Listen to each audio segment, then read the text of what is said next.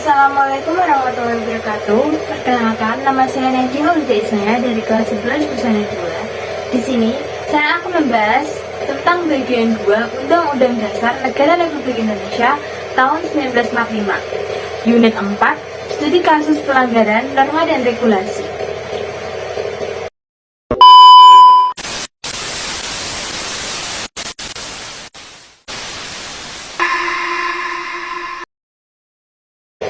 Sebelumnya, kamu sudah belajar tentang norma dan kesepakatan. Seperti diketahui, norma dan kesepakatan adalah dua hal yang berbeda. Akan tetapi, kedua istilah tersebut harus ditaati oleh masyarakat yang hidup di dalamnya.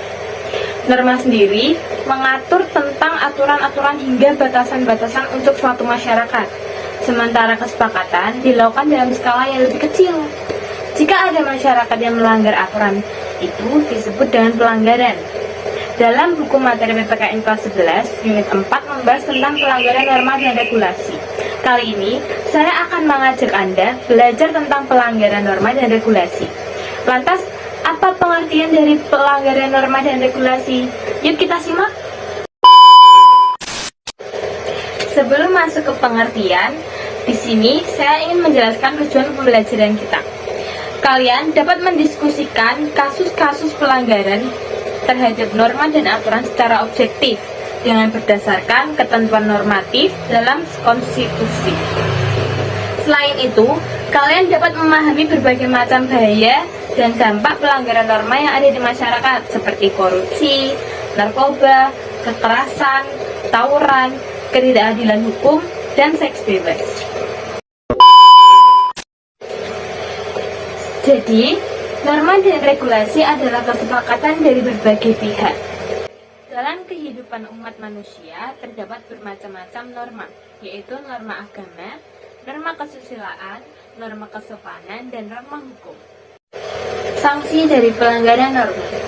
Norma yang pertama, norma agama. Sanksi yang terdapat dari norma agama adalah mendapat dosa dan dimasukkan ke neraka. Untuk yang kedua, sanksi dari norma kesusilaan, yaitu munculnya rasa malu, gelisah, dan menyesal. Untuk yang ketiga, yaitu norma hukum, hukuman penjara seumur hidup hingga mati bagi pelanggaran berat. Dan yang keempat adalah sanksi norma kesopanan, yaitu bisa berupa cemooh, gunjingan, pengucilan, atau pengasingan dari masyarakat.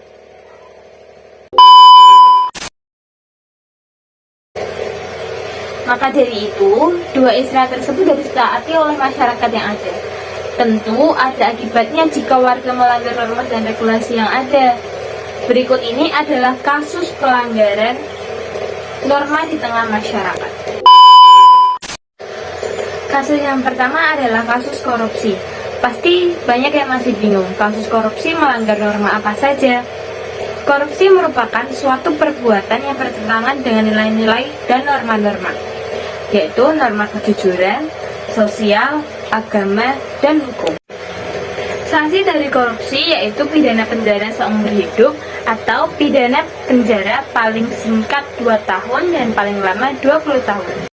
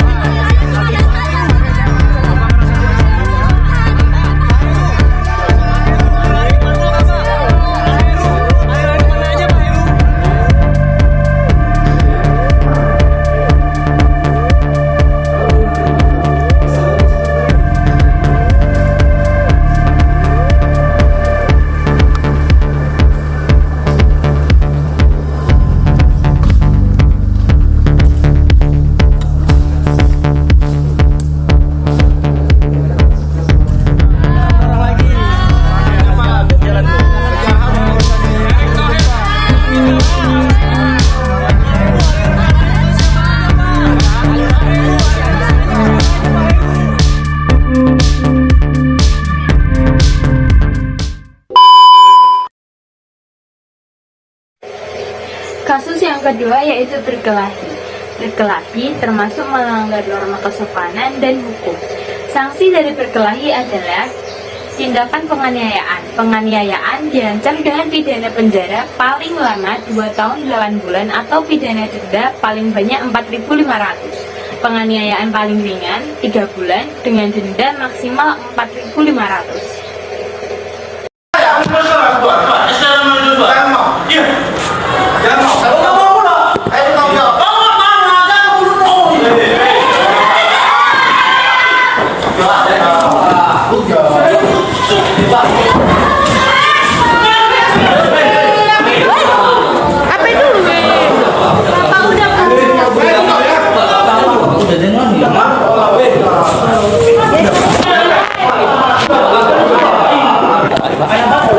Ingat ya Pak.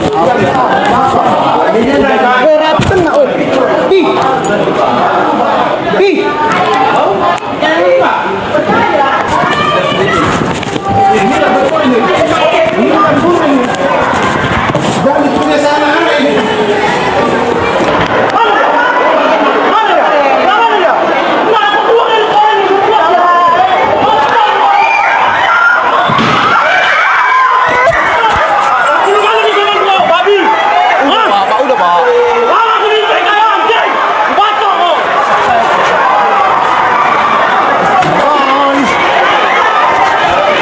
Didatangi oleh seorang guru honor yang notabene adalah anak kepala sekolah atas nama Denny Panjaitan, datang ke ruangan saya tiba-tiba tanpa permisi, tanpa menggedor pintu, langsung memanggil 2 orang murid saya dengan suara tinggi.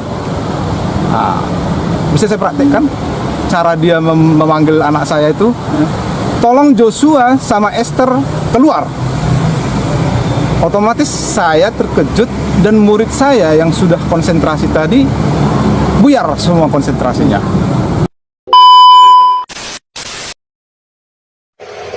Masuk ke kasus yang ketiga, yaitu mencuri. Mencuri termasuk melanggar norma hukum. Sanksi dari kasus mencuri ini sendiri adalah dihukum dengan pidana penjara selama maksimal 5 tahun.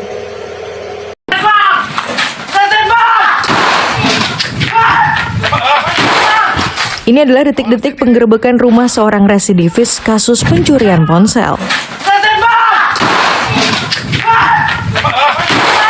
Polisi melepaskan beberapa kali tembakan peringatan karena pelaku terus mencoba kabur dari belakang rumah ke arah kebun.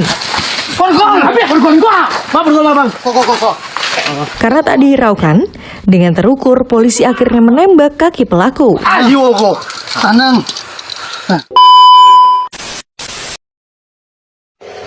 Kasus yang keempat yaitu melakukan fitnah. Melakukan fitnah termasuk melanggar norma agama dan hukum. Sanksi yang didapat yaitu berdosa dan bisa mendapatkan hukuman pidana penjara paling lama 4 tahun. Usai persidangan, Menko Maritim dan Investasi Luhut Binsar Panjaitan menyatakan akan menyerahkan proses hukum ke pengadilan. Sebab menurut Luhut tidak ada kebenaran yang absolut dan semua orang harus bertanggung jawab atas apa yang diperbuat. Sementara itu, terdakwa Haris Azhar membantah tentang adanya kepentingan pribadi di balik kasus ini.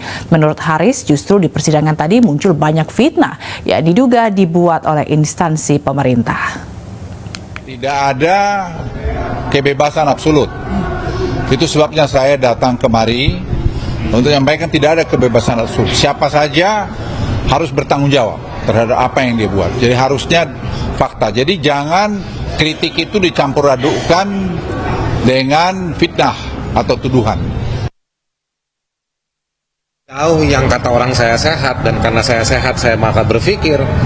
Sejauh yang saya berpikir itu sah kita mempermasalahkan. Jadi kalau saya dituduh punya masalah pribadi, nuduh itu segala macam, punya kepentingan di belakang ini, ada siapa yang tadi juga nggak disebutin siapa orangnya, siapa pihaknya, saya justru yang keberatan. Justru itu saya menganggap justru itu fitnah yang banyak muncul di persidangan ini. Dituduh minta saham, dituduh mau bicara penjahat, main di belakang, ada orang bicara di belakang, ada kepentingan orang di belakangnya. Jadi sebetulnya ini yang difitnah sebetulnya siapa? Dan kita sama-sama tahu dalam praktek hukum di Indonesia banyak fitnah dibungkus dengan pasal-pasal hukum. Banyak fitnah yang dilancarkan melalui institusi-institusi negara. Kasus yang terakhir yaitu yang nomor 5, merusak fasilitas umum, termasuk melanggar norma kesopanan dan hukum. Sanksi yang didapat yaitu ancaman pidana paling lama 5 tahun 6 bulan penjara. Kita ke Yogyakarta, saudara. Polisi menangkap 95 pendemo dalam unjuk rasa berakhir ricuh di Jalan Malioboro, Yogyakarta. Dari 95 demonstran yang ditangkap, polisi menetapkan 4 orang sebagai tersangka. 95 pendemo yang ditangkap adalah mereka yang terlibat dalam aksi anarkistis dalam unjuk rasa pada Kamis lalu. Dari seluruh pendemo yang ditangkap, 36 diantaranya berstatus mahasiswa, 32 pelajar, dan 16 pekerja swasta, serta ada 11 pengangguran. Berdasarkan pemeriksaan polisi, 4 orang ditetapkan sebagai tersangka karena terbukti melakukan perusakan fasilitas umum. Sementara lainnya akan dipulangkan ke pihak keluarga. Namun dikenakan wajib lapor hingga penyelidikan kasus unjuk rasa anarkistis selesai dilakukan. Polisi juga melakukan tes cepat COVID-19 kepada para pendemo yang ditangkap. Hasilnya, 1 orang dinyatakan reaktif COVID-19 dan akan dilanjutkan dengan pemeriksaan tes usap.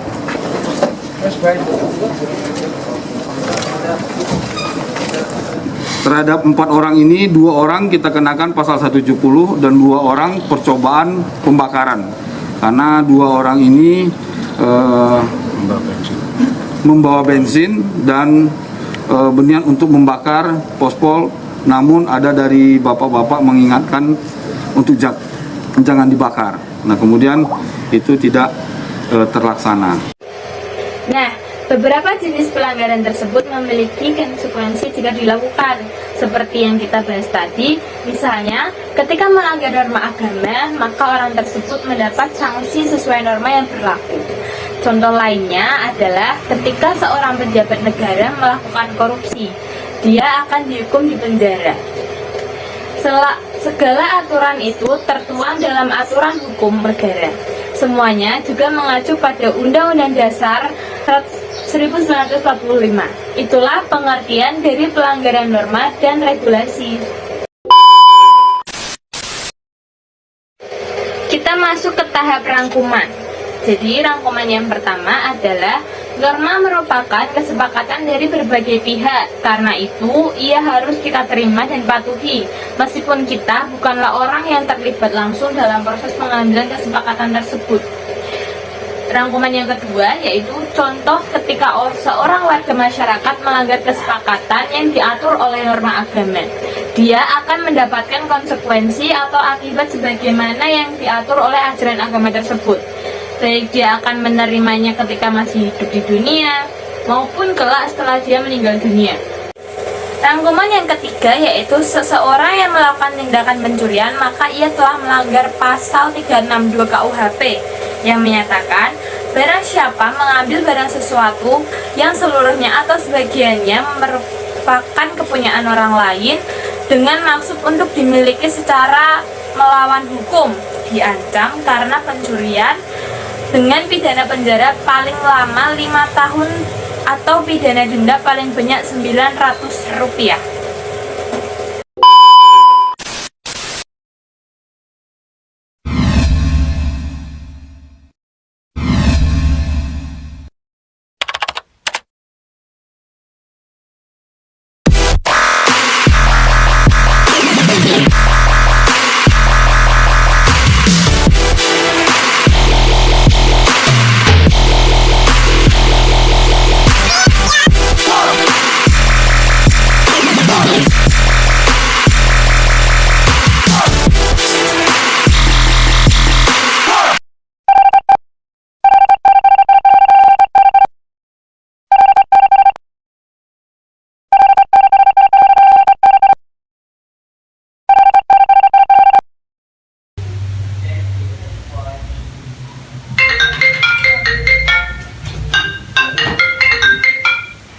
Halo Win, iya udah siap.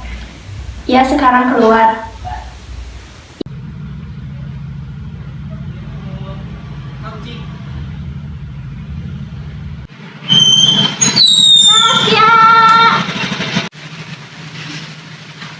Dinda.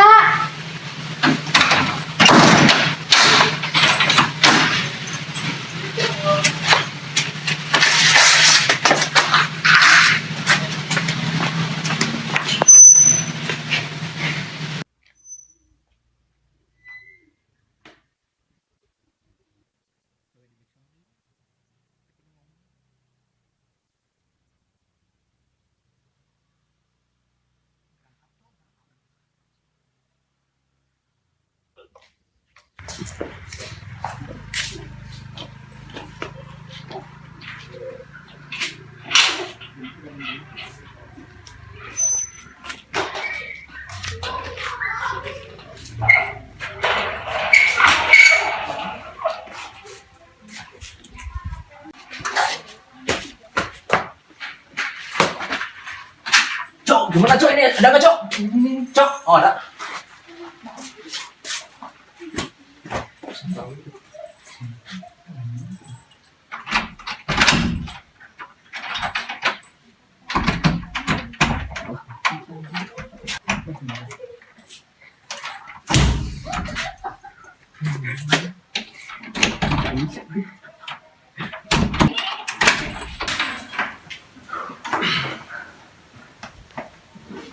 Mana kuncinya cok?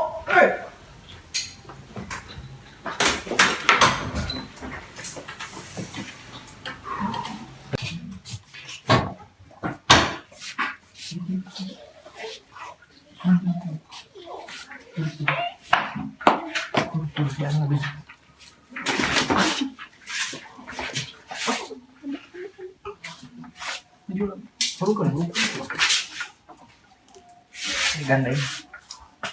Lurus ke?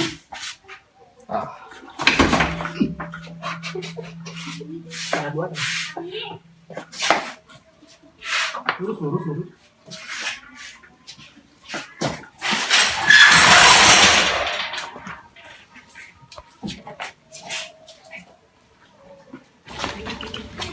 Kayaknya ada nggak beres deh.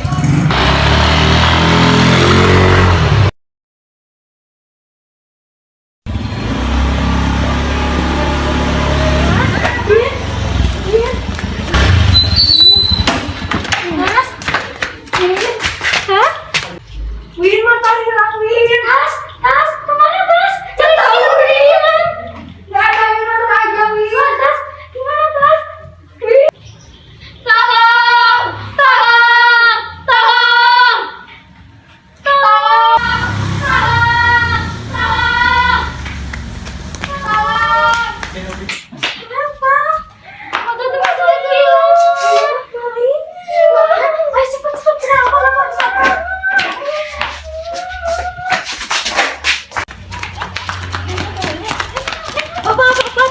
Malingan, Pak. Hah, kemarin apa? Maling motor, Pak. Bagaimana kejadiannya? Tadi saya mau keluar. Udah pulang, rumah tiba-tiba kosong. Oh, ciri-cirinya bagaimana? Ini pas saya ada fotonya. Kenapa, Teh?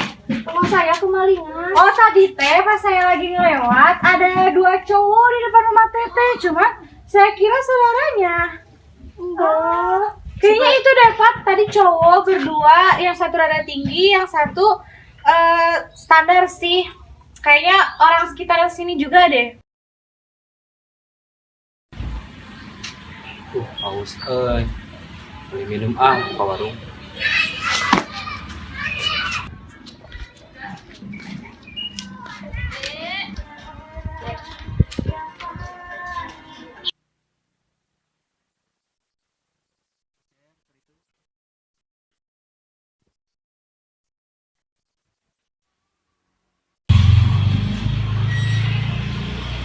Bu, Ya, Bu, tahu gak kalau motor yang di depan itu punya siapa? itu kayaknya motor pemuda yang ada di kamar 3 deh. Oh iya Bu, makasih.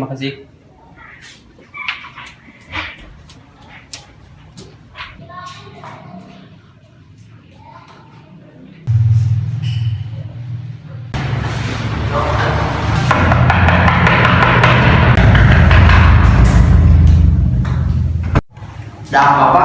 Kalian ikut saya ke kantor polisi.